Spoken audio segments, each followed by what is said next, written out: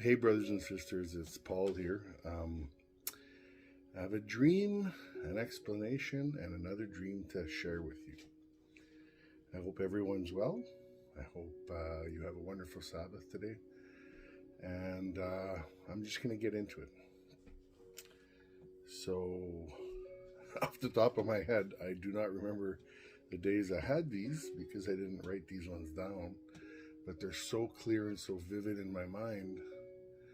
I'll say that the first one that I had was today's Saturday, so I'm going to say Monday or Tuesday. I'm not sure what day.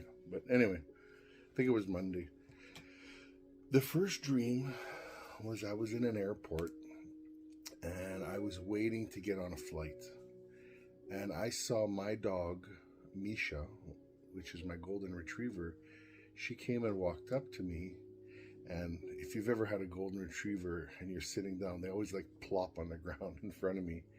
And I reached down and I went to rub her belly, and I looked up and I saw blood on it, and it ended. The dream ended. I was very upset by that because the enemy was trying to lead me to think one thing when really, when I took the time, and I didn't do this till yesterday to figure out what it was, I was not right about what I thought it was. So I had looked at it like she's my friend, and there's a Bible scripture that says, no better friend is the one that will lay down and put his life for you, and that would be Jesus. But it bugged me for 3 days. Like, I wouldn't be shown a dog to represent Jesus. Like that, it bothered me, so that's why I never put it out.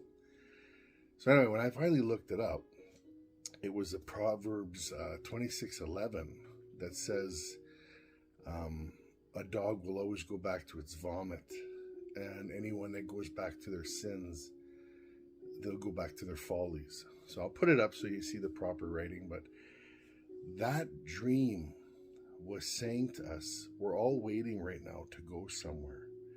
And you need to not be led away. You don't go back to your bad habits. Don't go back to what everybody does it with their mind. Like, this used to make me feel good and I'll go and do it again.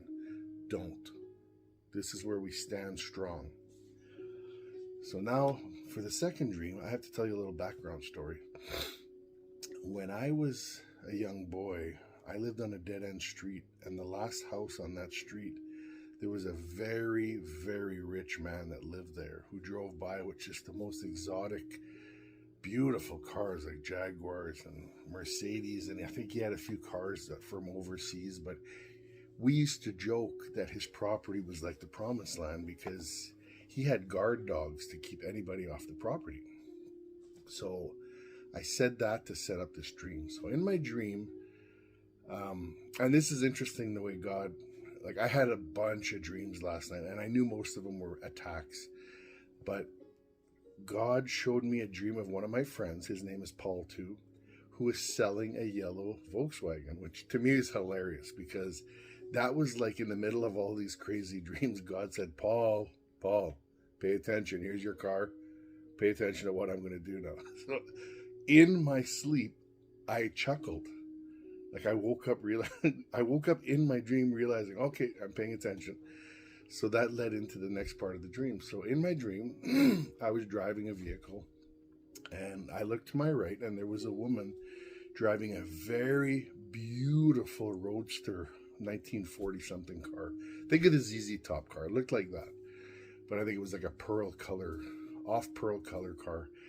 And as we were both driving to the end of the street I grew up on, where there would have been a driveway, it was all blocked off and there was gravel everywhere and it was just completely blocked off. It had roadblocks, and she got out and she was extremely upset that she couldn't go down that driveway that normally would have been there because her being rich and always getting her way, it upset her.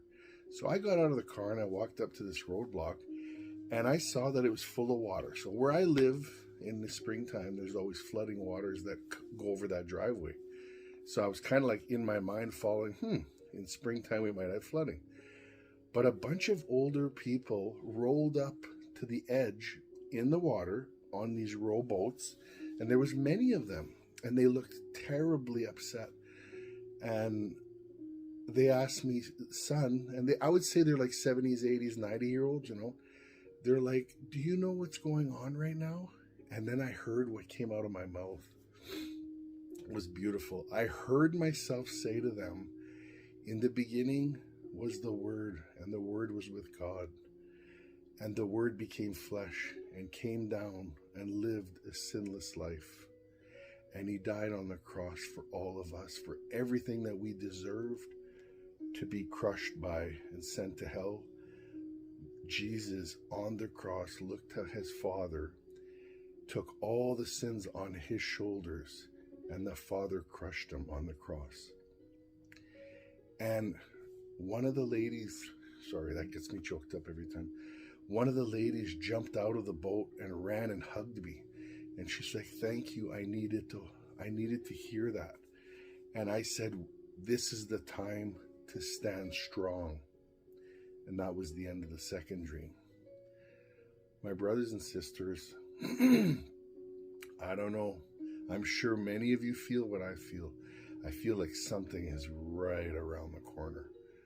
You know, and there's a lot of scriptures that say, look for springtime. You know, we don't know the time, the date, the year, but man, does it feel like something's around the corner. I hope this has given some encouragement. And I forgot to say that before I received both those dreams, I've been praying nonstop for God to tell me what to tell you guys. And that is the end message of both those dreams. Stand strong. Don't be distracted. And I'll show you the scriptures. I woke up at 5:20 this morning with the second dream. And it said, don't be led away. So Jesus gave me this to give to you because he loves you. And he's waiting for you. And he's coming to get the bride. Guys, have a wonderful day. I love you so much. Bye.